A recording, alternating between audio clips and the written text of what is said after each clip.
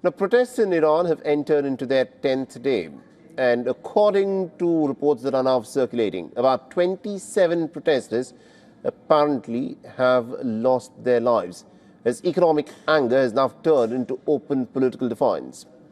With inflation above 50%, a currency that is plummeting, and also a growing death toll, Tehran is now doing a clear balancing act between reforms and also clamping down the lid on the protesters.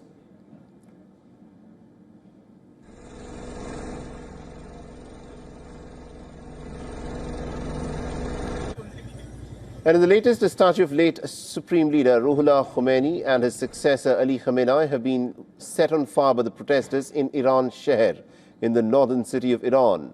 So as tensions continue to flare up, our next report tells you about the situation that is currently unfolding in the country.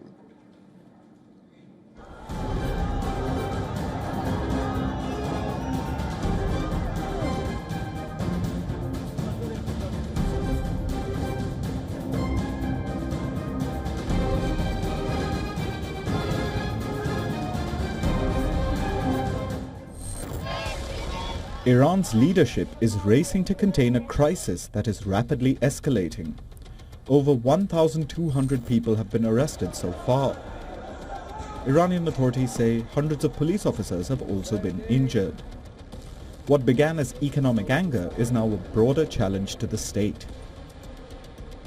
Inflation has soared past 52%, the rial has collapsed, and shortages are deepening.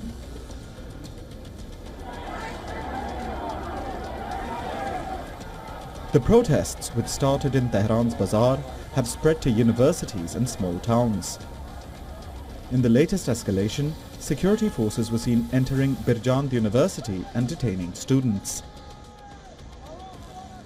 Protests have spread to 27 of Iran's 31 provinces, reaching over 100 cities and towns.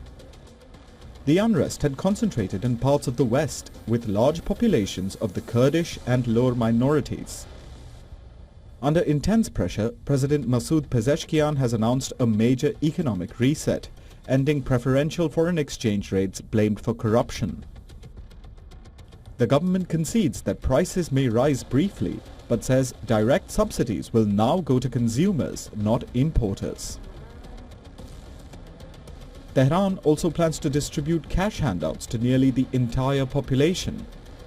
Under the plan, the government would issue monthly coupons worth 1 million tomans, about $7 at the open market rate, to every Iranian. Some economists have questioned whether the measure can achieve its stated aim.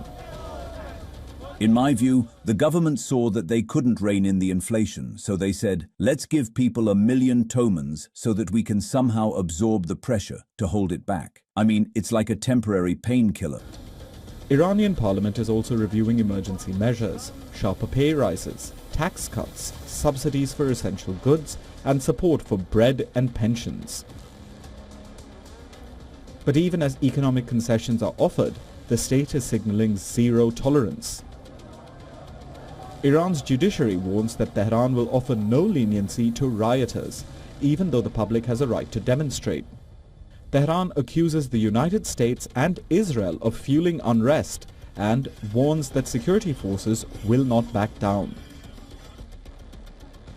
From Washington, US President Donald Trump has again warned Iran against using deadly force, promising support for peaceful protesters. Tehran has dismissed the comments as psychological warfare.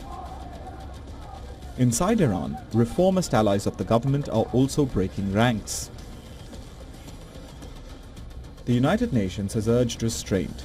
UN Secretary General Antonio Guterres has called on Iran to protect the right to peaceful protest and prevent further loss of life.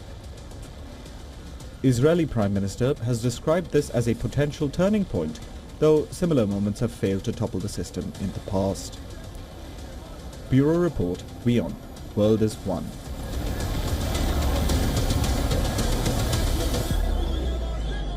For all the latest news, download the WION app and subscribe to our YouTube channel.